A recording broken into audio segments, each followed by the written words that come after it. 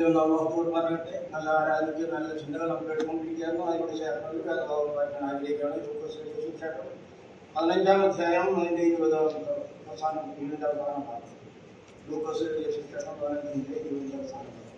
അവിടെ നാം പ്രകാരമായിട്ടുണ്ട്. ദൂരത്ത് നിന്ന് തന്നെ അപ്പൻ അവനെ കണ്ടു, മനസ്സറിഞ്ഞു, ഓടി ചെന്നു അവന്റെ കഴുത്ത് കെട്ടിപ്പിടിച്ചു, അവനെ ചുംബിച്ചു. ദൈവത്തിന് മഹത്വം ഉണ്ടാകട്ടെ. നമുക്കിതിന്റെ പശ്ചാത്തലം നന്നായിട്ട് അറിയാവുന്നതാണ്. പിതാവിന്റെ ഇഷ്ടപുത്രൻ, നമുക്കറിയാം, യോസഫിന്റെ യാത്രയുടെ ഇഷ്ടപുത്രനായ യോസഫിനെ അങ്കിയൊക്കെ ധരിച്ച് ഇഷ്ടപുത്രനായിരുന്നു. അവനെ സംഭവിച്ചതുപോലെയല്ല ഇവിടെ സംഭവിക്കുന്നത്. ഈ ഇഷ്ടപുത്രൻ അപ്പന്റെ കയ്യിൽ കിട്ടുന്ന അവകാശങ്ങളൊക്കെ വാങ്ങിച്ച് നമ്മുടെ വായിക്കുന്നുണ്ട്. അവൻ ദൂരദേശത്തേക്ക് പോയി എന്നാണ്. ദൂരദേശത്ത് പോവുക മാത്രമല്ല, നമ്മൾ അതിന്റെ 11-ാം വാക്യത്തിൽ വായിക്കുകയാണ്, ദുർനടപ്പുകാരനായി ജീവിച്ചു. നമുക്കറിയാം, ദുർനടപ്പ് ജഡത്തിന്റെ ഗലാത്യ ലേഖനം 5-ാം അധ്യായത്തിൽ വായിക്കുന്നുണ്ട്. ജഡത്തിന്റെ പ്രവൃത്തികളെ ആദ്യം പറയുന്നത് ദുർനടപ്പിനെയാണ് അവിടെ കാണിക്കുന്നത്. അങ്ങനെ ദുർനടപ്പുകാരനായി ജീവിച്ച് അവന്റെ പൈസ എല്ലാം നാശമായി കഴിഞ്ഞതിന് ശേഷം അവൻ അപ്പന്റെ അടുത്തേക്ക് മടങ്ങി വരികയാണ്.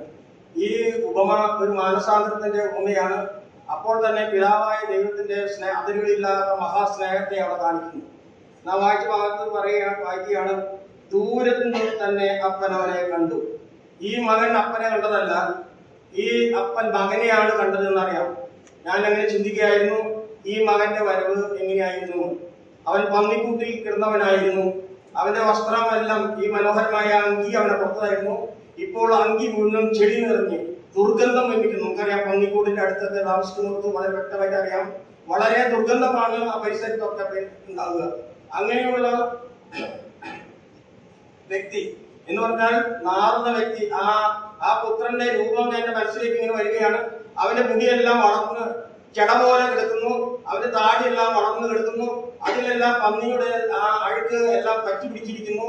അവന്റെ വസ്ത്രമാകെ ചെടി പിടിച്ചിരിക്കുകയാണ്. വളരെ ദൂരത്ത് തന്നെ അവന്റെ ദുർഗന്ധം അറിയാവുന്നതാണ്.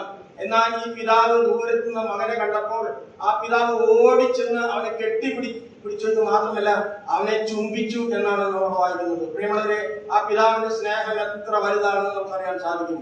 ആ പിതാവിന്റെ ദുർഗന്ധമൊന്നും അവിടെ പ്രശ്നമായി തീർന്നില്ല. പ്രിയമുള്ളവരെ, നമ്മുടെ അവസ്ഥ നാം നോക്കുമ്പോൾ അപ്രകാരമായിരുന്നു. സ്റ്റേജിൽ കിടന്നവരായിരുന്നു നാം, ദുർഗന്ധം നിർമ്മിക്കുന്നവരായിരുന്നു. ഗലാത്യ ലേഖനത്തിലും എഫെസ്യ ലേഖനത്തിലും വളരെ വ്യക്തമായിട്ട് നമുക്ക് വായിക്കുന്നതാണ്. അതിക്രമങ്ങളാലും പാപങ്ങളാലും നാം മരിച്ചവരായിരുന്നു. ഒരു കാലത്ത് ദൈവസന്നിധിയിൽ കടന്നു വരുവാനോ ദൈവത്തിന്റെ നാമം എടുക്കാനോ യോഗ്യതയില്ലാതെ അന്യനും പ്രത്യാശയില്ലാത്തവരുമായി കിടന്നവരാണ് നാം. നമ്മെ ദൈവം സ്നേഹിച്ച അവിടുത്തെ മഹാസ്നേഹം നോക്കുക.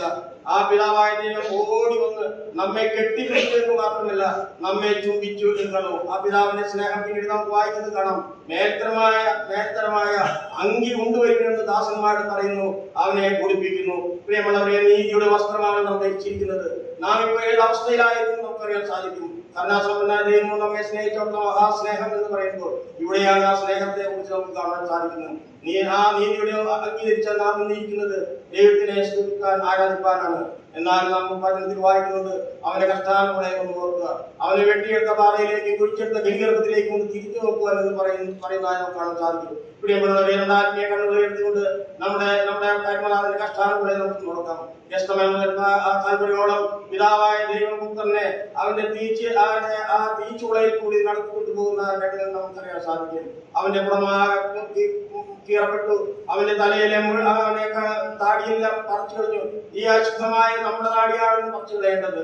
എന്നാൽ പിതാവായ ദൈവപുത്രന്റെ മേൽ ചുമത്തിയതുകൊണ്ട് അവന്റെ താടിയെല്ലാം പറിച്ചു കളഞ്ഞു. പ്രിയമുള്ളവരെ, അവർ ചെയ്യുന്ന ആ പീഡനങ്ങളുടെ മഹാപീഡനമാണ് നമ്മുടെ കർത്താവ് അനുഭവിച്ചത്. ആ മരക്കുരിശിൽ കിടക്കുന്ന സമയത്ത് അവിടുന്ന് ചുറ്റും നോക്കി സഹായകനായ ആരെയും കണ്ടില്ല എന്ന് നമുക്ക് കാണുന്നു. അവനിൽ നിന്ന് നന്മ അനുഭവിച്ച ഒരു വ്യക്തി പോലും ആ പരിസരത്തുണ്ടായിരുന്നില്ല. അവന്റെ ശിഷ്യന്മാരും പോലും ആ പരിസരത്തുണ്ടായിരുന്നില്ല. എന്നാൽ അവൻ പറഞ്ഞു, സകലം നിവൃത്തിയായി എന്ന് പറഞ്ഞത് സ്വന്തം തോളിൽ തലച്ചായ്ക്കെടുക്കുന്നു. ഞാൻ ഇങ്ങനെ ആലോചിച്ചിരിക്കുകയായിരുന്നു, മുൾക്കിരീടധാരിയായ ആ കർത്താവിനെ എങ്ങനെയാണ് ആ തോളിൽ തലച്ചായ്പാനിടയായത്. ആ തോളിൽ തലച്ചായപ്പോ അവിടെ നിന്നും വേദന, അതികഠിനമായ വേദനയാണ്.